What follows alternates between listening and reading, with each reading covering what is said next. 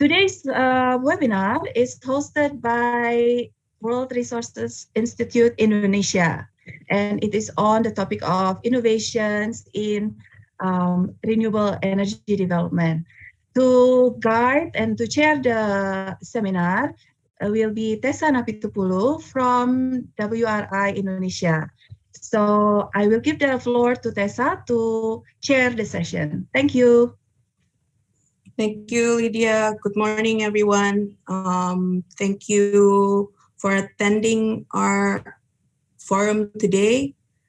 Before we start, we have two presenters today.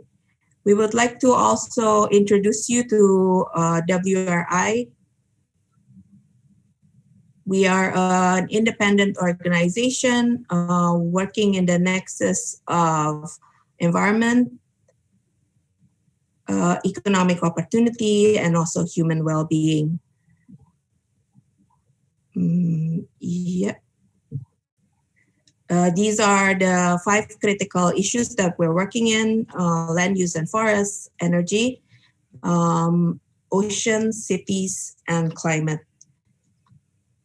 Our approach is count it, change it, and scale it, where we start with independent research and where we find changes to be made.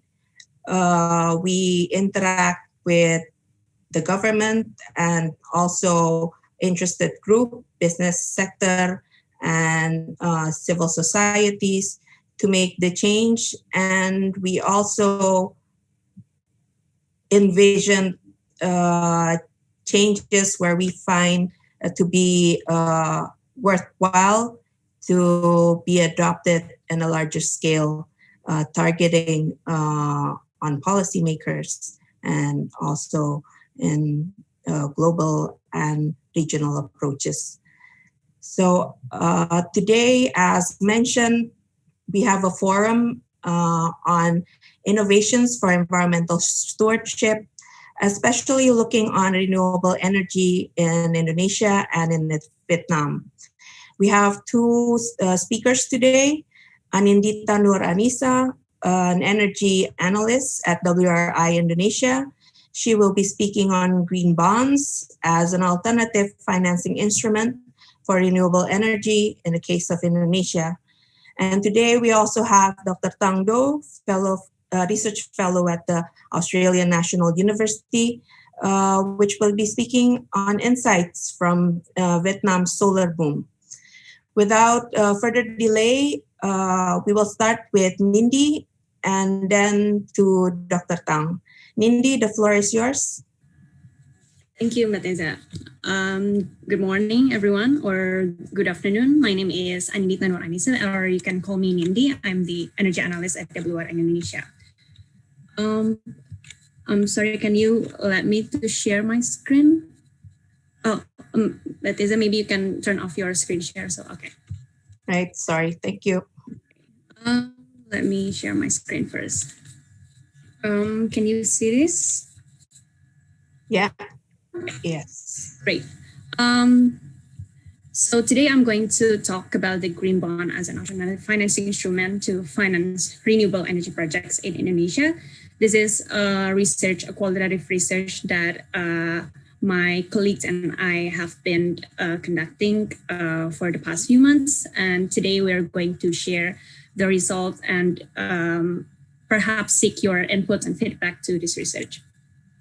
Okay, but first off, I want to share with you, share with you about the green bond itself. I believe that all people here already know what green bond, but just to make sure, a green bond is actually a debt that issues specifically or allocated specifically for climate-related or environmental projects. And it is started in 2007 when the World Bank first issued a green bond issuance. And since 2007, it has been developing slowly until 2014, where the International Capital Market Forum developed green bond principles. And since then, the green bond has been exploding in terms of number. And until 2018, the government of Indonesia issues the first sovereign green sukuk. And since then, Indonesia also has been a participant of green bond development in the world. So if we look into the chart on the right, we can see that the green bond number is developing year after year. And in the past few years, we can see there are increasing issuers from the non-financial corporate, meaning that it is now not only driven by governments or financial institutions, but green bond has been quite an instrument that people look into when they want to raise funding. And it turned out that renewable energy is one of the most allocated category of the green bond globally. So in 2019, energy takes up 32% of the green bond allocation globally. And if you can see in the chart on the right, green bond in 2019 also explodes quite significantly from the previous year. So it just shows the potential of this market, and it shows us promising results for the upcoming years. And in the world globally, there's a development of green bond standards around the world, and there are many institutions, several institutions actually, that already established their own green bond standards. I think the most famous popular one are the Climate Bonds Initiative and the standard by the International Capital Market Association. After they establish the standards, it gets more local, where Southeast Asia also established its own green bond standards from the ASEAN Capital Markets Forum, and eventually Indonesia from the OJK or the Financial Services Authority. They also produces a green bond standard. So this also shows that the Indonesian government already started looking into this potential financing instrument, and we hope that in the upcoming years there will be more development on the green bond sector in Indonesia. And this is just a short timeline of the green bond and sustainable financing progress in Indonesia. So the sustainable finance roadmap, or perhaps the talk of sustainable finance in the government level or international level, first started in 2014, when the Financial Services Authority established the sustainable finance roadmap for phase 1. And in this first 5 years, their focus is to build capacity and awareness on the sustainable finance itself. So they've done a lot of capacity buildings for financial institutions, and basically setting the fundamentals for sustainable finance policies in Indonesia. And in 2017, the Financial Services Authority established 2 regulations related to sustainable finance and green bond, which we should appreciate.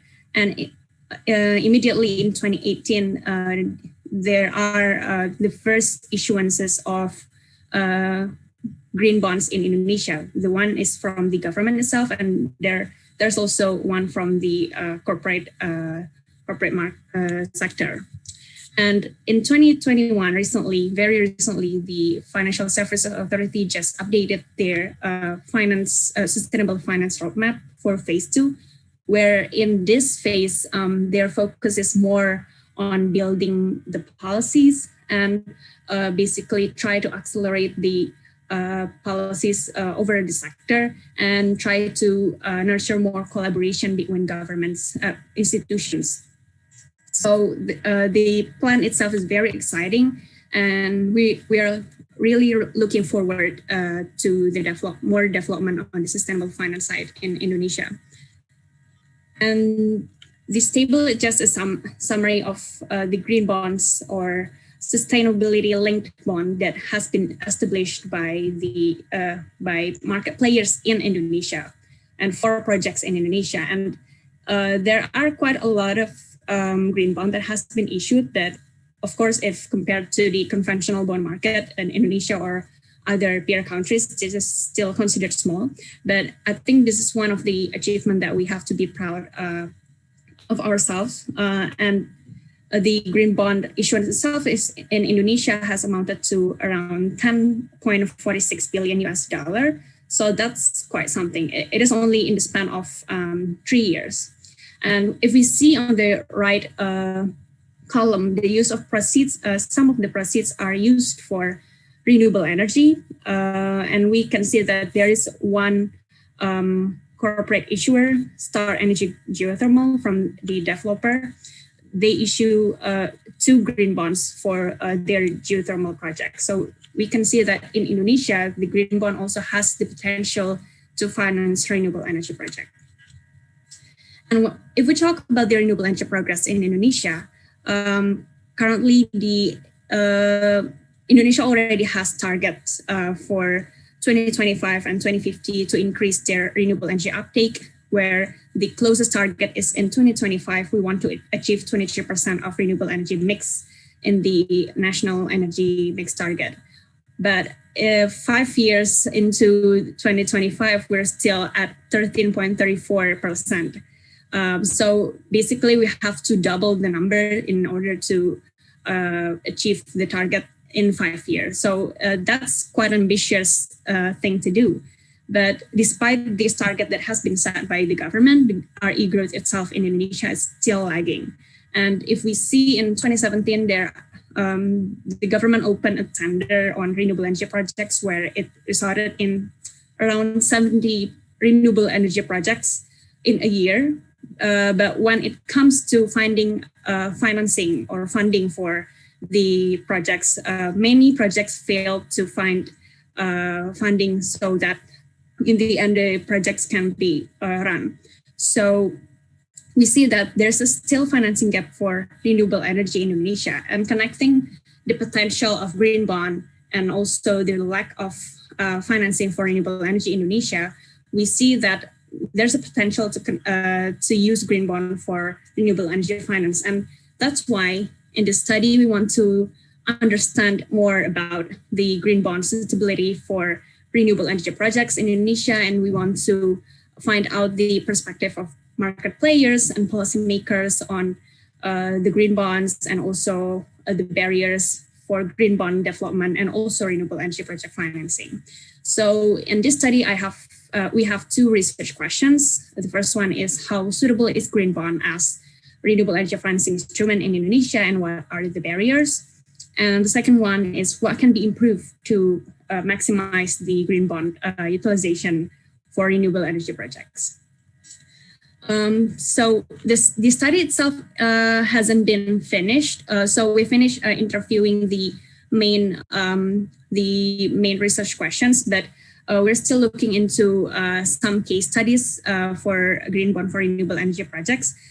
So today I'm going to share with you the results and the recommendations that we have right now. But since this study is still ongoing, so we also want to seek for your inputs or feedbacks for the recommendations.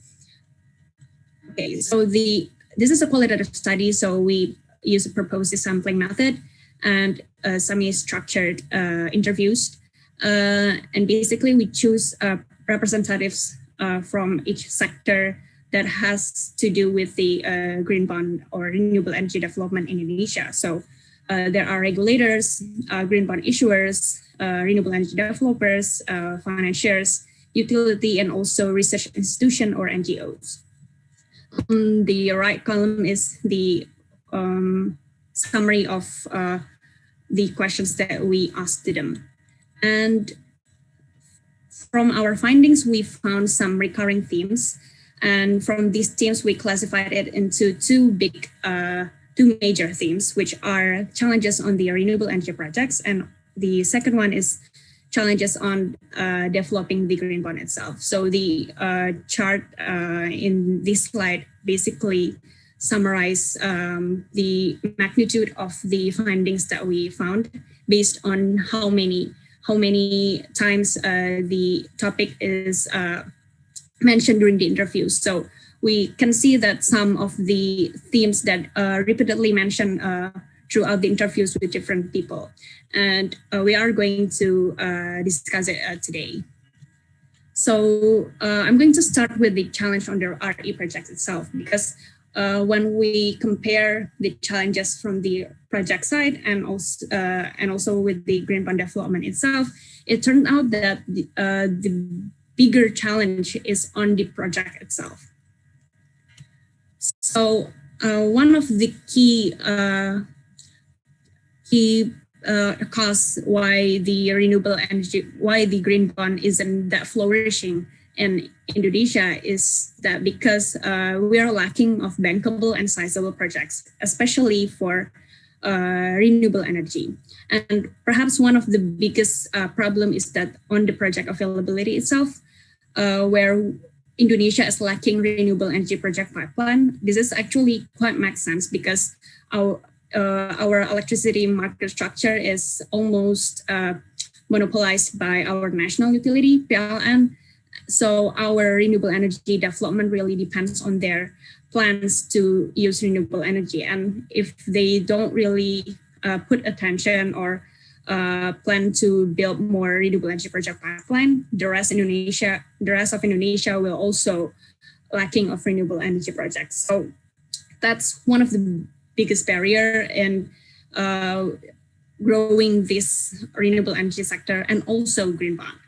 And the second side is project quality. When we talk about renewable energy financing, when you talk about the case that the news clip that I attached in the previous slides, there are around from 70 projects that has been want to sign a power purchase agreement with the government, with the utility. Around, I think, very few of it finally succeed to run their renewable energy projects, while the rest fail to find financing. And it is not because there hasn't been any finance sources for them, but it's more on the project quality side. It turns out that when we talk to one of the green bond issuers, PT SME, which also wants to allocate their green bond proceeds to renewable energy projects, it turned out that there are many inexperienced developers in renewable energy sector. And so it shows in the quality of the projects when they're doing the feasibility study or they're doing a technical background check on the project itself. And perhaps it is also mentioned in the interviews that one of the costs is that the feasibility study cost is quite high for renewable energy projects. So many developers doesn't have that amount to finance the feasibility study. So it might be reflected in the result of the feasibility study and also the result in the the project design. And the next one is on the theme of corporate finance versus project finance. What we've found is that green bond is not really suitable for project finance for renewable energy projects in Indonesia, while many developers, since the characteristic of market itself is lacking the renewable energy project pipeline, so there hasn't been many renewable energy projects to be aggregated, or we don't really have great or big renewable energy developers in country.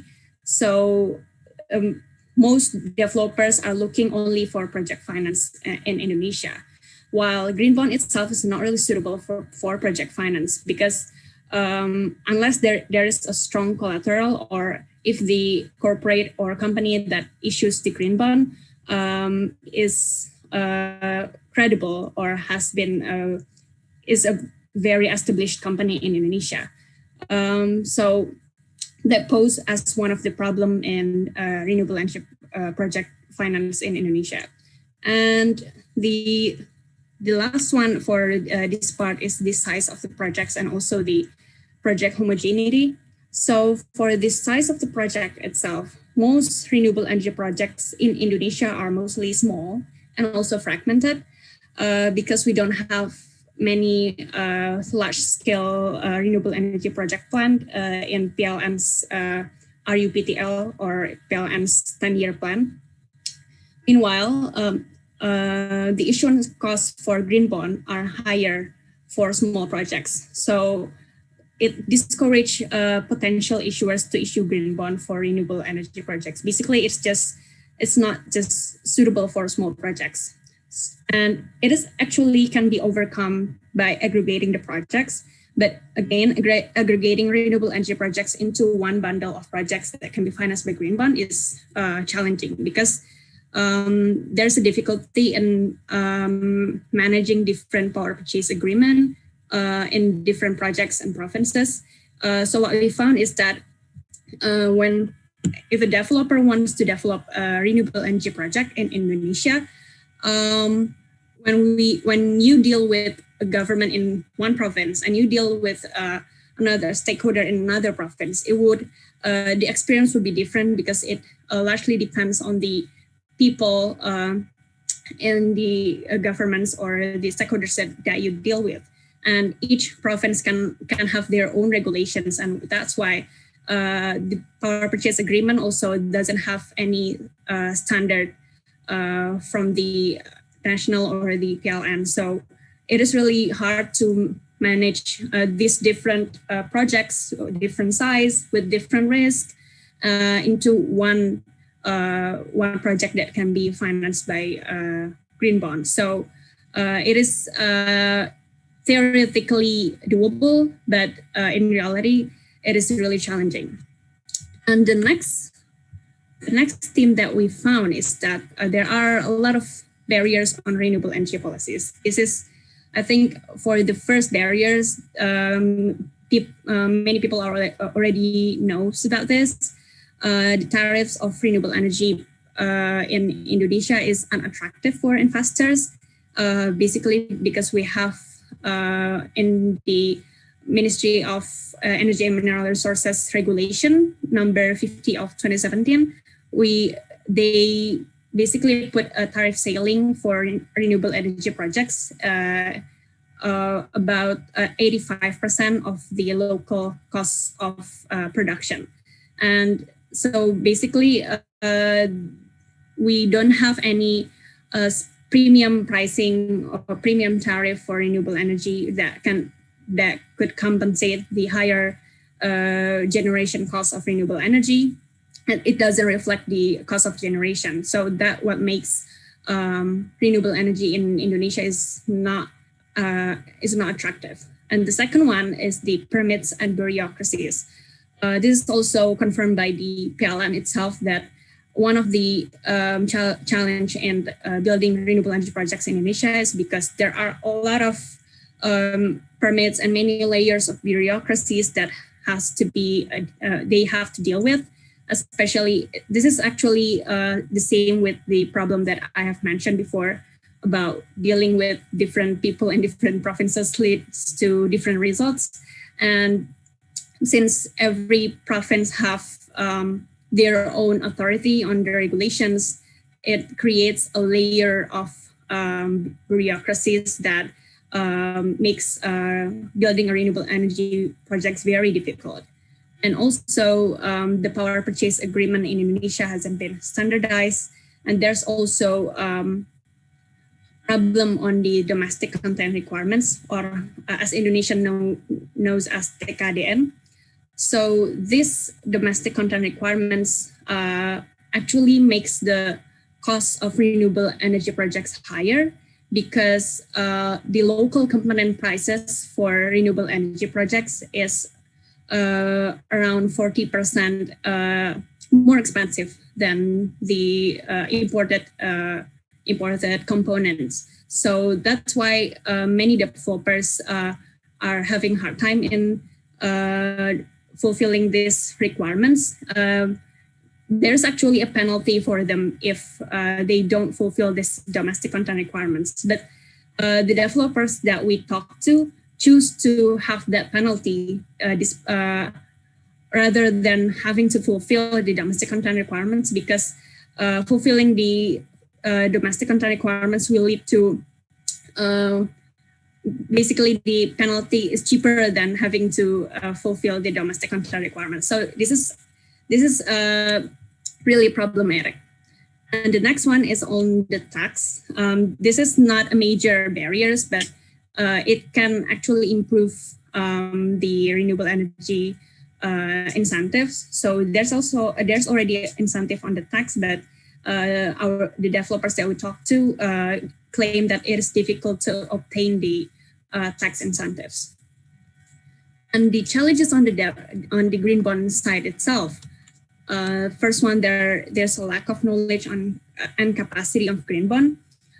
All the market actors, basically the regulator, the financial institutions, and investors, they're still lacking the knowledge on the RE projects and its risk. So they don't dare to invest in renewable energy projects because basically they don't understand about it. And they're also still lacking the knowledge on the what is green bond and what is the process, what are the requirements. And the second one is on the green bond policies. Green taxonomy here has been mentioned repeatedly over the interviews. Basically, green taxonomy is some kind of guidance that should have been established by the government on what kind of projects that we can invest our green bond into. While the OJK or the FSA has established those lists of projects, but it hasn't been detailed enough. So there are a lot of gray area that should be defined. And next one, there hasn't been specific incentives on green bond issuance. And there's also a dilemma of Financial Services Authority of over-regulating the financial institutions if they put some kind of mandates to have a green bond or green portfolio requirements on the financial institutions. Mindy, sorry, maybe another 4 minutes. Okay. Yeah. Right. And the next one is the financial market characteristics itself. So why green bond isn't really suitable in Indonesia or in financing the renewable energy projects in Indonesia, because the first one, we currently have illiquid corporate bond markets. So from the corporate side, there might be not many people who wants to issue green bond because the market size itself is still small. And there has been a lack of impact investors in Indonesia. When we know that there has been a growing impact investors all over the world, but in Indonesia itself, the literacy on the sustainability is still low. And the third one is on the lack of long-term funding in Indonesia. Indonesia has a small pension fund market or long-term funding market, and this create problem to finance long-term projects such as renewable energy projects. And there's also ease and cost of issuances of green bond, but this doesn't really pose as the major barriers. Basically, green bond requires additional steps, additional costs, and more disclosure. But actually, if we can improve the first one, the lack of knowledge, the steps and costs and more disclosure requirements isn't that big. So this shouldn't be a problem for green bond issuance. It's just that people hasn't know the green bond itself, and they still see it as a big threatening thing. So on the conclusion recommendations, basically we conclude that financing is not necessarily a problem for renewable energy sector, but the lack of project pipeline is. And we have to develop an enabling environment for renewable energy first and try to make the market flourish until, and they will eventually affect the green bond market in Indonesia. But we believe that we cannot wait for the renewable energy projects to improve by itself first, but we also have to improve the green bond policies in parallel. So our recommendation is that to build more awareness on and interests of the key actors and policymakers and develop supporting policies for green bond.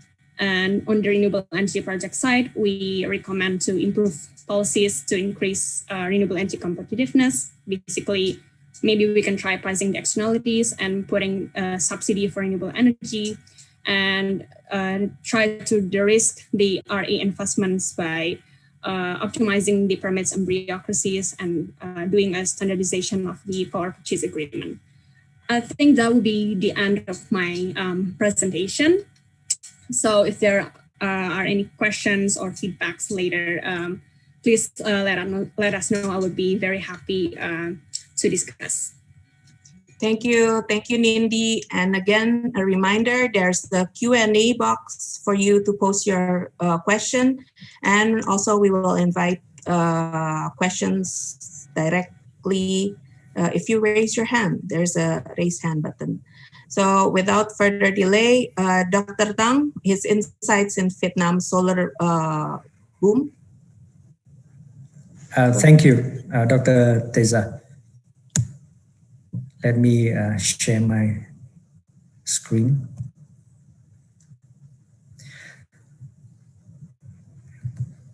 Good day to everyone. Today I'm going to present some findings of a recent research that I myself and Paul Buck, a colleague from Australian National University, has been doing recently. And that's about the drivers of the recent Vietnam solar power boom and draw some policy implications for ASEAN. This is a part of our Australian National University Grand Challenge Program, Zero Carbon Energy for Asia Pacific.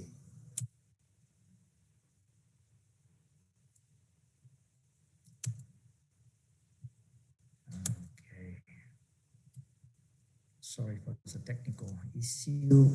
Let me try to.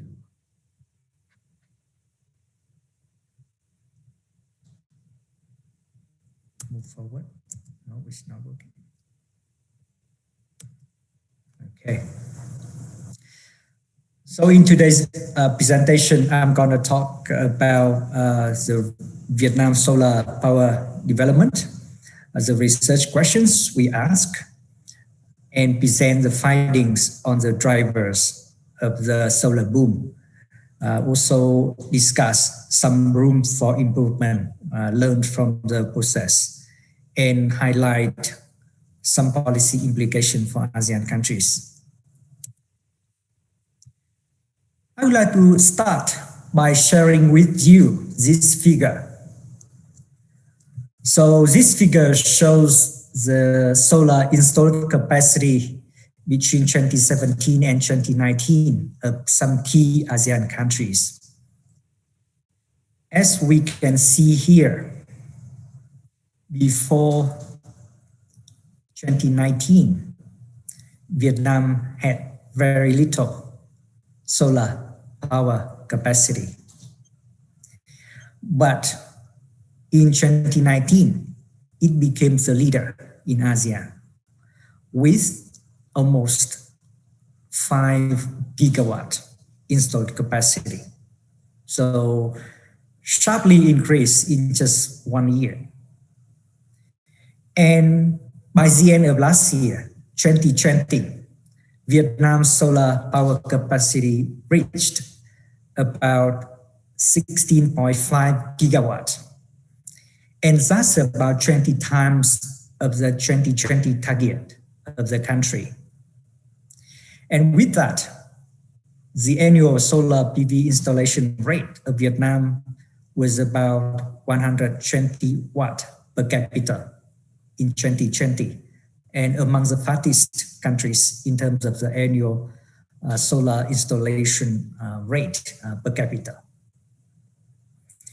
So that's quite remarkable achievement in terms of solar PV. So by the end of last year, the solar PV accounted for about 25% of the total power capacity. And particularly the rooftop increased very fast in 2020, reaching about 9 megawatt peak, and about half of the total solar PV.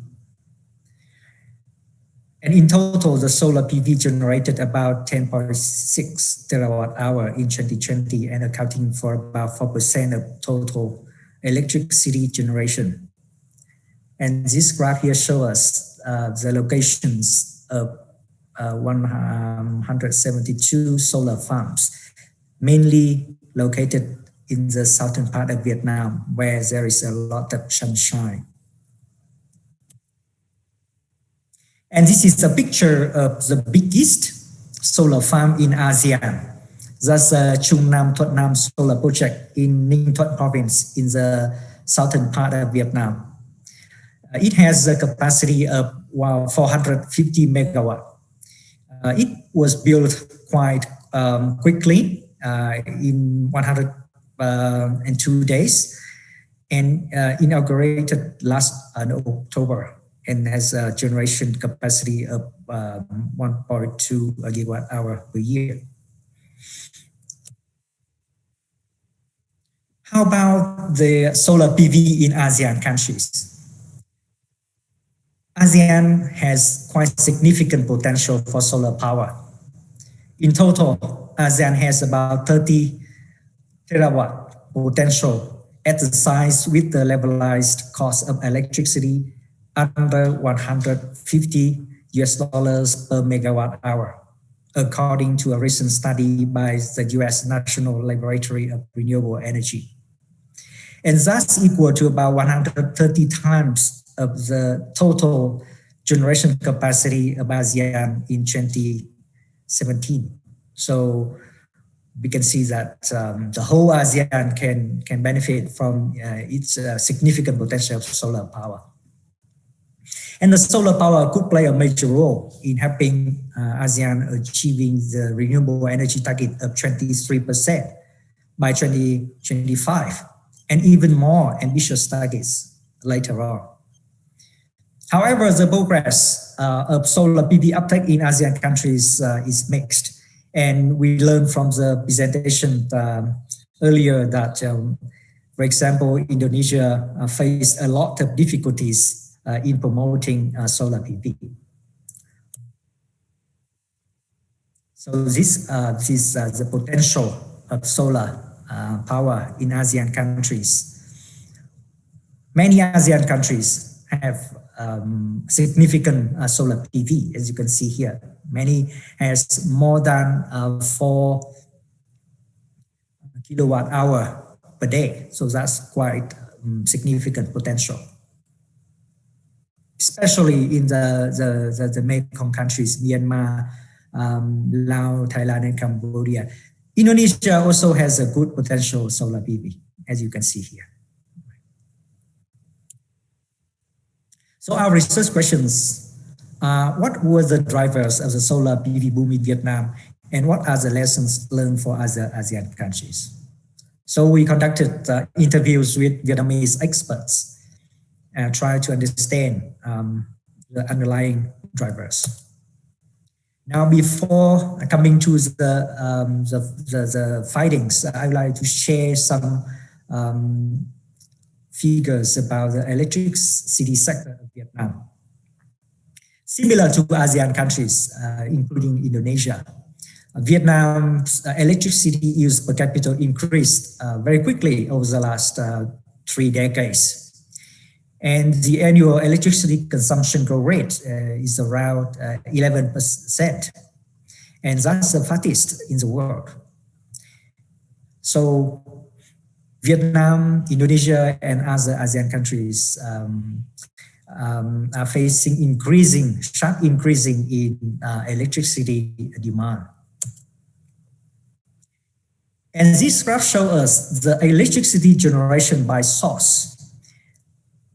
Before, the electricity sector was dominated by hydropower, as you can see the blue dot line here, and then the gas fire power and then hydropower again until 2015.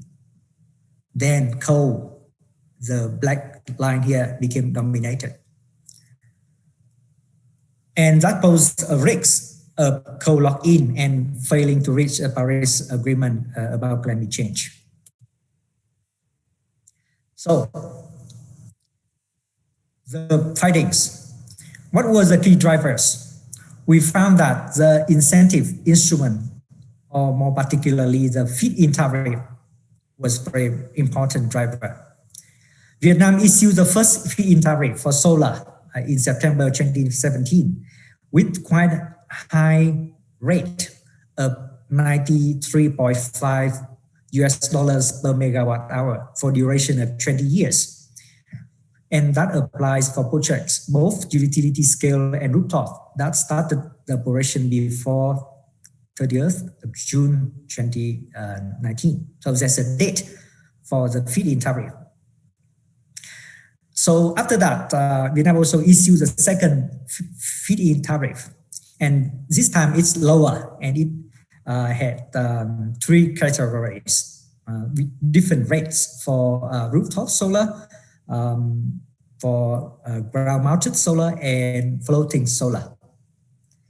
And those benefit, those eligible, those entered the commercial operation by the end of 2020.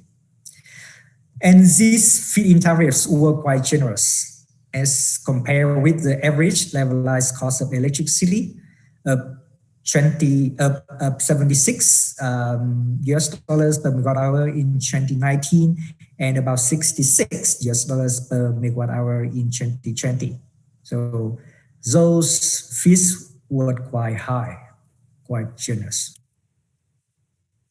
And we also conducted assessment of the incentive mechanism comparing feed-in tariff, reverse auctions, and renewable portfolio standards in Vietnam. And we found that the feed-in tariff was ranked the most suitable instrument because of the high effectiveness and the good institutional feasibility. Yeah, and also high timeliness. So the ability to achieve the objectives quickly. That's why the feed worked very well in Vietnamese context. In addition to the generous feed-in tariff, Vietnam also applied other enabling policies, including the income tax exemption. So the projects could be exempted from income tax for the first 4 years, and then 50% reduction for the following 9 years, and then 10% reduction until the 15th year of operation.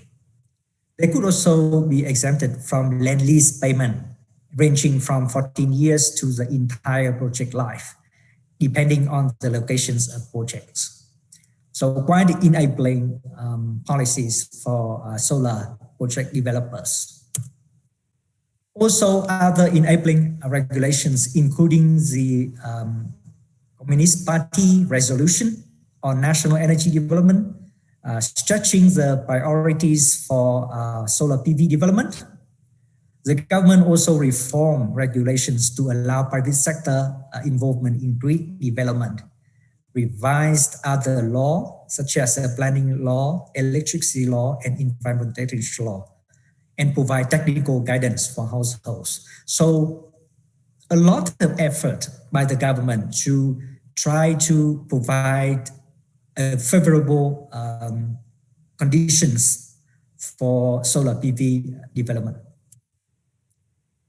So what were the drivers for the government to issue such enabling policies? From our expert interview, we found that the government's commitment in energy security was the most important driver, followed by the public demand for environmental protection.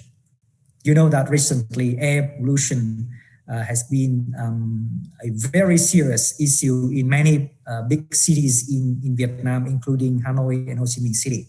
And a lot of public opposition to coal-fired power plants. So increasing demand for clean air in Vietnam was another important driver. Other drivers include government efforts in developing solar power as a new economic sector, the efforts to respond to climate change, and international community advocacy for solar PV. However, as similar to any development processes, the solar PV development in Vietnam has some room for improvement. And I think that would be in the interest for Indonesia and other ASEAN countries. First of all, the feed-in tariff have quite short window leading to the expiry date. So it caused high uncertainty over the feed-in tariff regime. And associated with that was a rush, installation rush. Everyone rushes for the generous feed-in tariff because there's a deadline for that. And that increased the financing and project costs, and also difficulties for national electricity sector planning and grid development. Cannot keep up with the solar boom. And that leads to the curtailment due to limitation in the transmission grid. And about 365 gigawatt hour of solar output was curtailed in 2020. And solar output might be reduced this year for balancing demand and supply, as announced by the EVN, which is the Electricity of Vietnam, the state-owned monopoly utility, similar to the PLN. Some other points to consider is the electricity wholesale market not yet fully competitive. And there's a lack of time of day price flexibility. Not much policy attention has been paid to energy storage yet. And importantly, the subsidies for fossil fuel power remain high. And I think that this also applies to other ASEAN countries as well. So what could be learned from Vietnam's solar PV development? The first point is that political will is very important. If there's a political will, things can happen. And the market can respond very well to suitable incentives, can respond very well to the generous feed-in tariff. And clean air related health benefits can be a strong driver.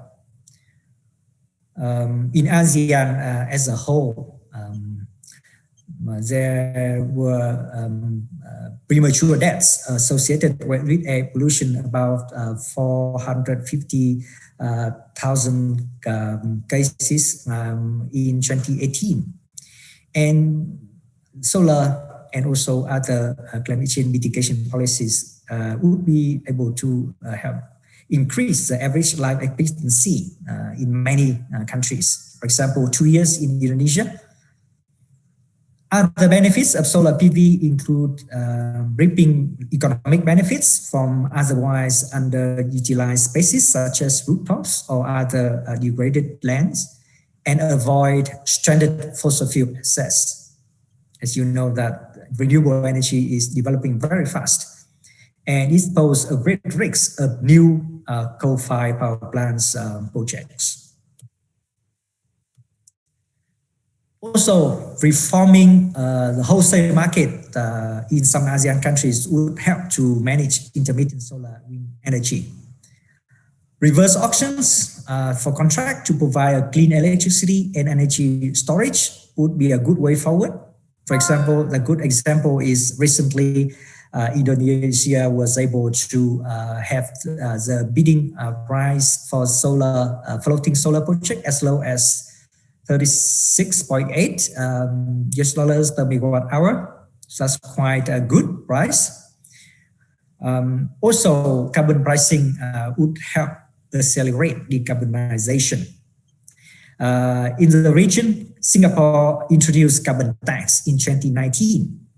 And last year, Vietnam legalized the emission trading scheme in the revised law on environmental protection. And details of this scheme will be issued later this year. So that's something the ASEAN could consider.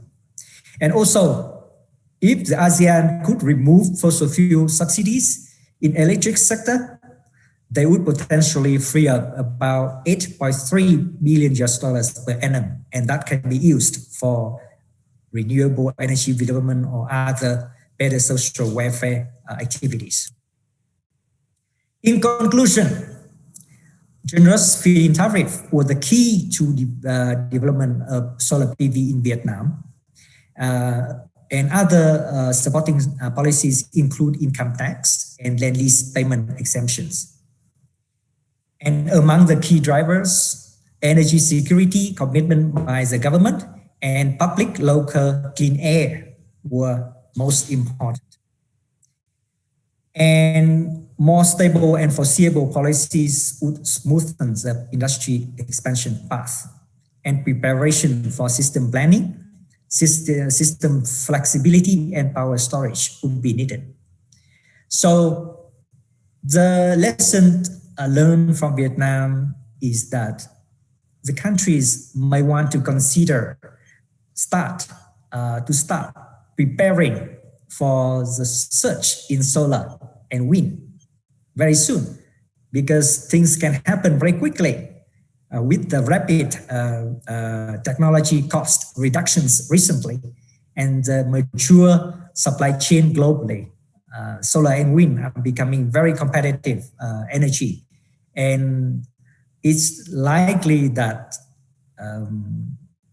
many ASEAN countries will see solar wind boom in the near future. So time is now to start preparing for that. And this is two key references that we used for this presentation. One is the research that we published in energy policy about the underlying drivers and barriers for solar PV in Vietnam. And the other is the potential renewable energies, including the solar, done by the US National Laboratory for Renewable Energy. So thank you very much for your attention, and I welcome any comments and questions later. Thank you, Dr. Thang. We have come to the time for question and answer.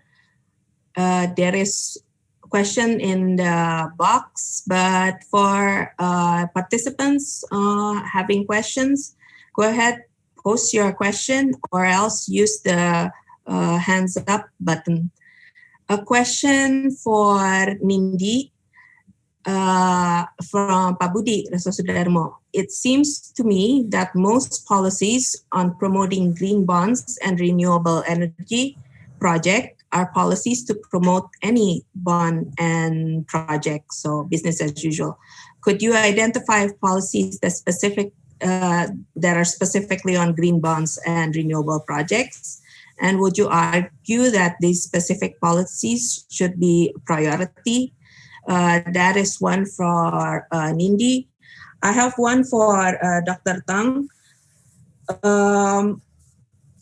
It seems like the boom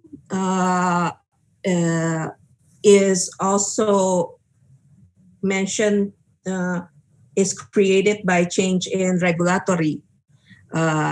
That you said there is some type of political will in Vietnam. I was just wondering your insight on what information arrived to the political scenes that created this regulation change in Vietnam that allows the change in or the adoption of policies that invite the solar booms. I'll start with Nindi, and then maybe there's more questions to go. I see Pak Budi raising hand. Oh, it's already disappeared. Okay. Pak Budi, do you want to ask live?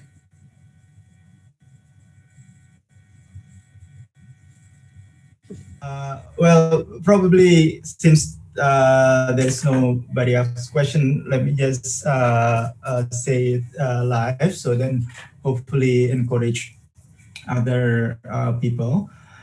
So actually I have several questions. So the main one is this, so we need to, in encouraging and promoting the green bond and the renewable energy project, it seemed to me that we need to have a more clear strategy.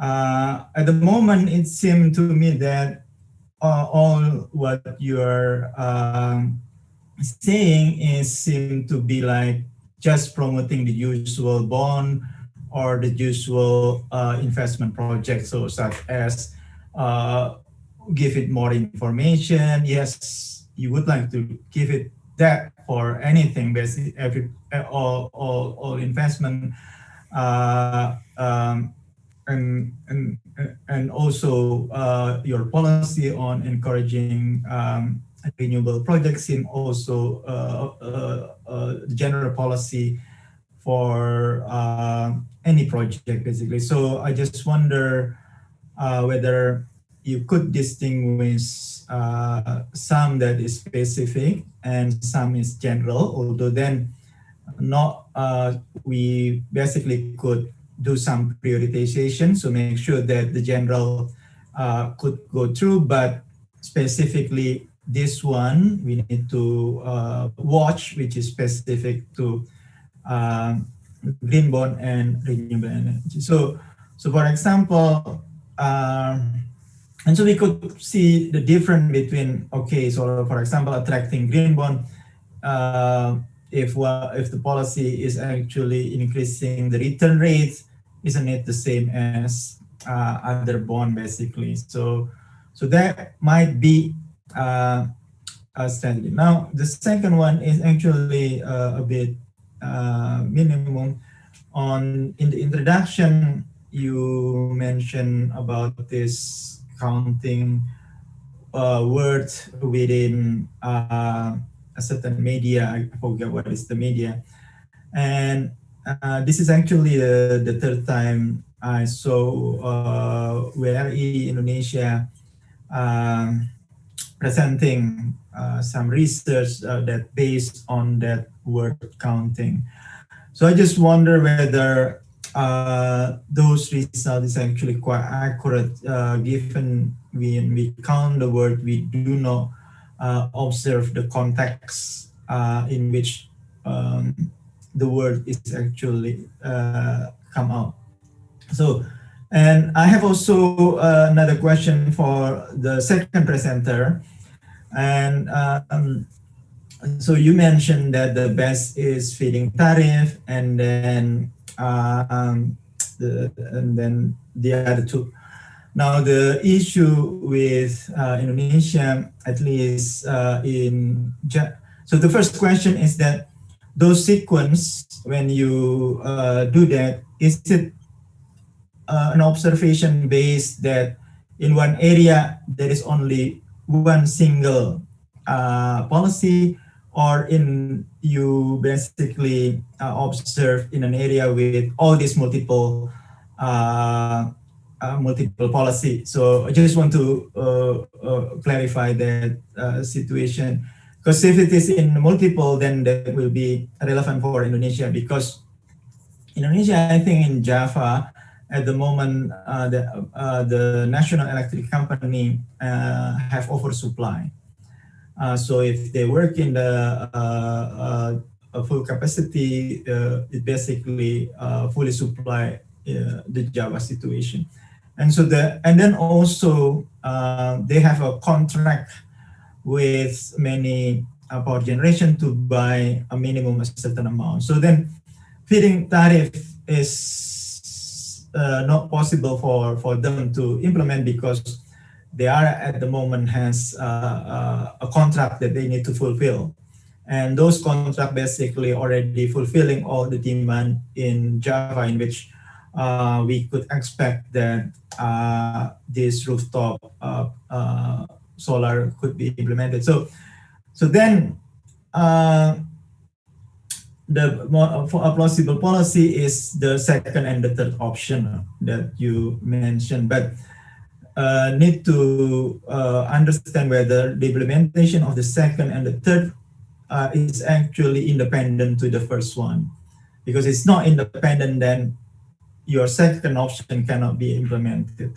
So thank you. All right, I'll leave that to the speakers. Nindi? Thank you so much, Pak Budi, for the questions. On your first question, so yeah, there are actually some policies that has been implemented in other countries that target specifics on green bond and also on renewable energy projects. For example, in Singapore and Malaysia, the government gives green bond grant scheme for the issuers who wants to issue a green bond. So basically, they give a grant to cover the cost of external reviews. That is actually not much, but a study from ADB shows that after the policy was introduced, there are some issuers that issues the green bond. It is actually not, I think it is not a causality. Maybe they have been also planning to use green bond, whether there are a green bond grant scheme or not. But actually, I think that it is actually a good example of policy because at least it alleviates the worry of issuing green bond and the worry that it will cost the issuers more costs, additional costs. So I think that one policy can be implemented in Indonesia. And also one of the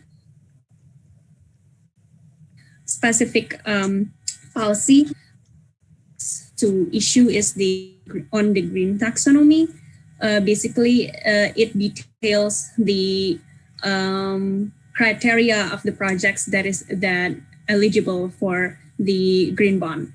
And actually, the standard from the Climate Bonds Initiative has established quite a detailed criteria or taxonomy for green bond projects. But since Indonesia has its own standard and also the context, international context might be different from the national context. So this green taxonomy is still needed.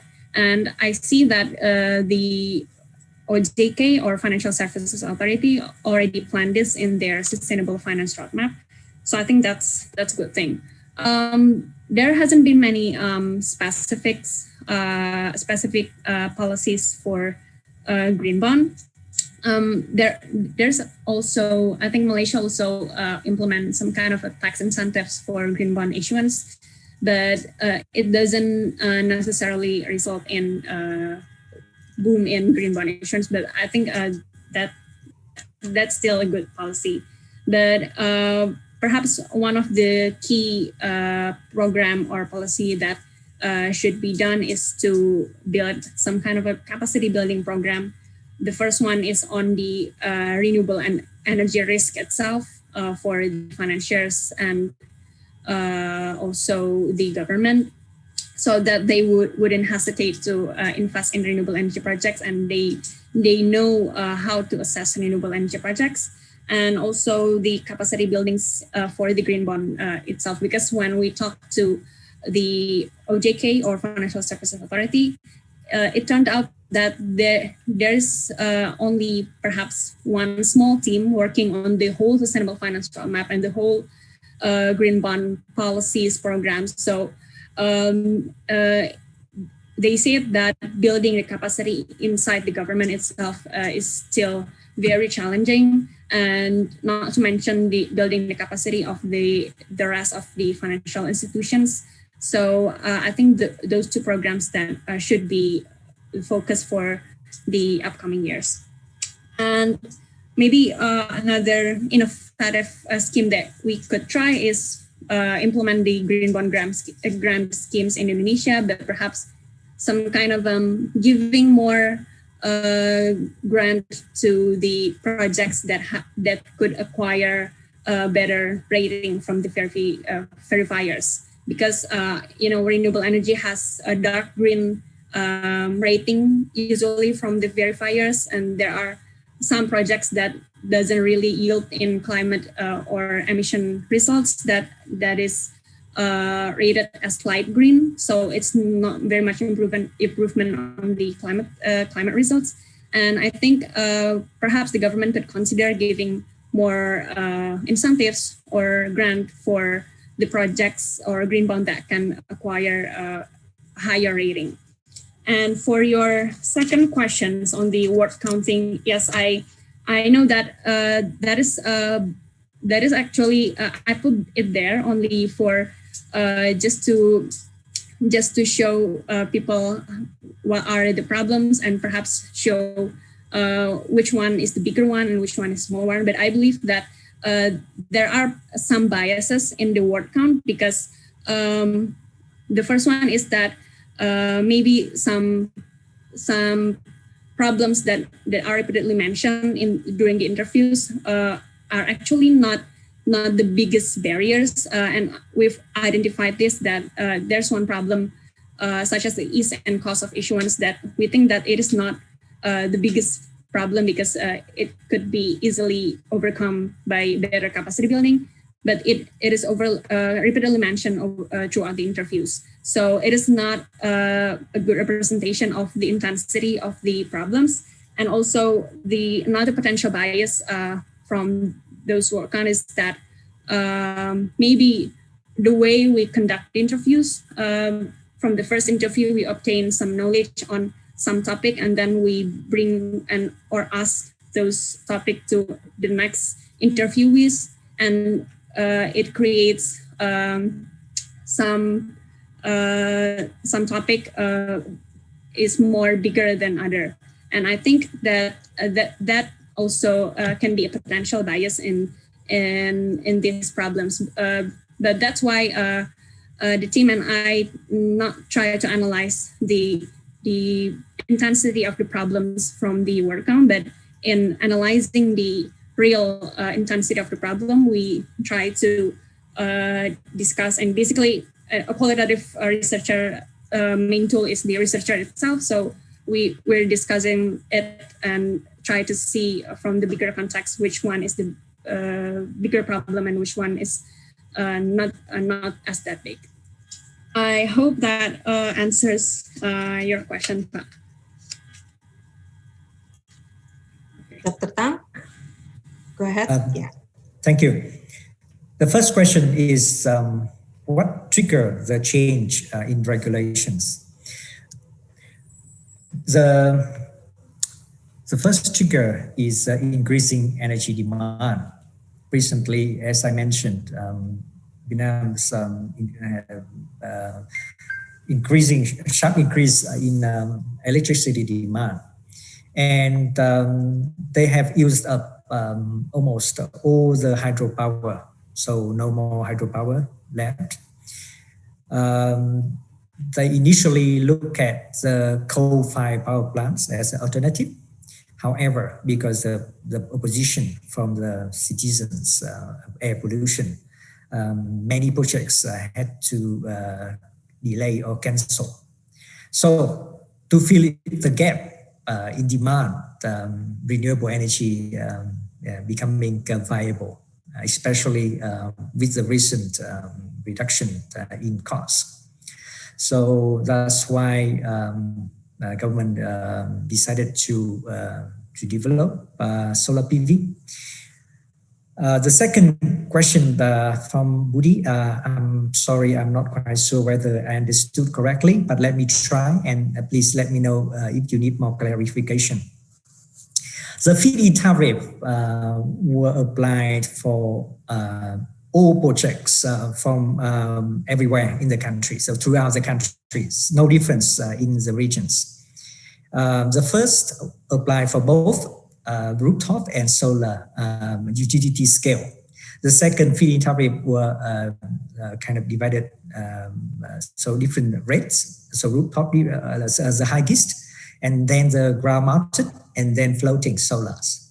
So again, the feed-in tariffs were applied for projects throughout the countries. No difference in locations of the projects. There's a question on the Q&A box about the impact of feed-in tariff on generating cost and who pays for it, and about the subsidy. So that's an interesting question. Who pays for the subsidies for the feed-in tariff? Now, the EVN, the electricity of Vietnam, similar to PLN in Indonesia, pays for it. So the end consumers didn't have to pay for the subsidies, and somehow that explains that they strongly support, because they didn't have to pay the higher bill, right? And the EVN is a state-owned enterprise. So basically, the government pays for it. The government pays for the foregone income tax that they could have received from the EVN, and also from the EVN incorporate profits. So basically, the government covers that subsidies. And I guess that that's not easy in all other countries. If the government is not willing to support, then it becomes difficult, especially at the beginning. However, I think that the subsidy will be unlikely to need to be very long, because the low marginal cost of generation of solar, I think it will become very competitive with coal-fired power plants very soon, and the subsidy will not need to be substantial or very long. So, but certainly some subsidy will be needed at the beginning to establish the industry. Thank you. Just to clarify a bit, Dr. Thang, you said there is a certain period for the feed. Has it stopped, or it's a continuous? It's still a continuous regulation? Yeah. So the feed-in tariff stopped by the end of last year. So projects that entered to operation before the end of last year were able to receive the feed-in tariff for 20 years, but new projects, no. Okay. Yeah. Okay. Okay. Yeah. Just, do you have insights whether the marginal cost is competitive for new projects now with already at scale due to the feed-in tariff? Now, the levelized cost of electricity of solar is around $80 per megawatt hour by the end of last year. Or I think that was a bit kind of high about estimate. It could be lower in some areas, but that's the average. I'm sorry, that's in 2019, so 1 year earlier, right? But last year, 2020, it was lower. So I think that the solar PV is now competitive with coal power. Okay, that's nice to know. We've already gone through the questions a bit. Just one more from myself, or maybe Pak Budi has one, because our interest is also to find research action. So I was just wondering for both speakers whether current narrative saying that the fossil fuel technology is outdated, so investment in that sector is outdated, is an effective communication information to encourage renewable energy. I think Dr. Thang, you mentioned a bit about stranded asset and the impact, whether this from the policymaker side or the practitioner, this would be an interest for them to look into. Go ahead, Dr. Thang. Yes, I think the electric sector still need fossil fuel at the moment because of the existing plants. But to build new fossil fuel power plants would be something I would guess that government need to think very carefully, because first of all, the cost of solar and wind and other renewables are decreasing very fast. So there's no point of still investing in the expensive fossil fuel, right? Especially if we take into account the negative externalities of fossil fuel power plants, for example, health benefits and also other environmental negative impacts. The question is how to manage the variable renewable energies. There's an argument that solar and wind are intermittent, variable, so they will influence the stability of the system. That's true. However, experts estimate that up to 20% of the total electricity generation, renewable energy, solar and wind, up to 20%, there's no big issue. It could be managed fairly easily. But after 20%, then yes, that's an issue that needs to be looked at. And in the meantime, the government can start looking at system flexibility, day, time of the day, price flexibility, and storage to address the intermittency issues of renewable. So my opinion is that we'll still need fossil fuel, some percentage of fossil fuel now, but in the near future, renewable energy will play a significant role in the total electricity mix. Thank you, Dr. Thang. Nindi, your insight? Yeah, I totally agree with Dr. Thang because that's also the case in Indonesia. I think that. Oh, Nindi, we lost you. Hello? Energy mix. Okay. Yeah, say that again. Okay.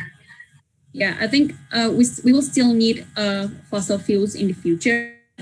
The thing is that we cannot make the fossil fuel dominate our energy mix. So we have to maximize the renewable energy in the energy mix. And Dr. Thang also highlight the key important thing about the system flexibility. I think the homework for the government or the stakeholders in Indonesia is also to figure out how to incorporate renewable energy into the current electricity system, because the intermittency issues with renewable energy will pose a technical challenge to the whole electricity system. So that's one thing we have to consider. But I think that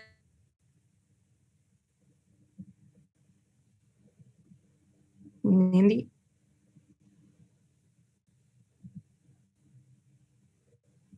Okay. always have to reevaluate our renewable energy target and finding ways, the best ways to maximize our renewable energy potential in the renewable energy mix. All right, thank you. I don't see any more questions. Lydia, as we've come to the end of the I have a question. I raised my hand. I didn't see that. Okay, go ahead. Yeah. Just very quickly on the public demand for environmental protection that you mentioned, Dr. Thang. how was this observed? How can you observe this the public demand level so that you can measure and it's like 60%? How do you measure this? And also, what creates this public demand? Did government perhaps do a public awareness campaign or some kind of large-scale campaign? Now, the second one is on the interesting point of Indonesia requiring local content for developing renewable energy. And maybe this is something that can be learned from Vietnam. During the solar boom, maybe, I don't know, can you explain whether the industrial development in the solar energy sector became a boom also, that now Vietnam is a leader in producing supplies, equipments, and so on. And, you know, if yes, then probably this is an opportunity to invest in Indonesia. And so it becomes a local content if a Vietnamese company invests in Indonesia to develop the necessary equipment and technology. That's probably a comment rather than a question. Thank you. Now, the percentage that I show about the public demand was from the experts interview. We interview about 50 experts, and that's a percentage of respondents that shows that as a key driver. But also backed up by other secondary data sources. We found that there have been a lot of local protests to new coal-fired power plants. And actually, nowadays with social media, the role of civil society has increased a lot, right? People can easily check the air quality where they live with their smartphone apps very easily. You can check, you know, what the index of the PM10, PM2.5, how pollutions it is in where you live. So a lot of people now have access to information, and then they increase the awareness themselves rather than the public, the government public raising awareness campaign or anything like that, like before. So that's the first point. The second point, the local content requirement, Vietnam didn't apply local content requirement. And in my assessment, that's a positive thing because it helps reduce the cost, right? Anyone, not necessarily from local markets in Vietnam, can join the market, and provided that they offer the good equipment with a good price, they can sell. So I think that there's some trade-off there between, you know, development of the local industry and creating a low-cost environment for the industry to develop. So that's a trade-off there. Mm-hmm. Thank you. Maybe I'd like to, can you hear me? I think my internet is a bit unstable. Yes. Maybe I'd like to add a bit on the public demand for renewable energy in case of Indonesia. So WRI currently have an initiative called Clean Energy Investment Accelerator, where we help corporations who has renewable energy commitments to procure renewable energy for their businesses. This is actually a multi-countries initiative. So we also have this initiative in Vietnam and Indonesia, Philippines, and some other developing countries. And this what interesting is that the development in Vietnam, especially for the corporate renewable energy demand, is quite far from Indonesia, because there the government is very accommodative of the needs from the corporate sector for renewable energy, and I think that complements each other. So there's a public demand for renewable energy from the corporate sector, and the government response while in Indonesia, although we have the demand for renewable energy from the corporate sector, but it's still quite hard for us to try to knock on the government's door and say, hey, this is there are companies who wants to use renewable energy. What I'm trying to say is that there's now a new demand from the corporate sectors globally that already commits to use renewable energy. There are coalitions like Renewable Energy 100, which I think currently already have around 250 members, on which all the companies wants to use 100% renewable energy. And if the energy demand is totaled, it could equal the energy demand from Indonesia as a country. And I think that's one of the potential public demand that we can push and encourage. Okay, I'm going to stop there. Okay, thank you, Nindi. We've come to the end of the forum. For the two questions from Pak Budi and Pak Max, any further follow-up? If not, thank you both presenter, Nindi and Dr. Thang, and thank you participant. We have the Kompak has a forum FKP on Tuesday. Lydia, for more announcement. Thanks, everyone. Just for me, announcement on next Forum Kajian Pembangunan. Before I close the event, I thank all speakers and also friends at WRI Indonesia for hosting today. Thank you very much. So before I close, I will put up the announcement, but everyone feel free to leave the session. Thanks again. Right, thank you. Bye. Thank you very much. Bye-bye.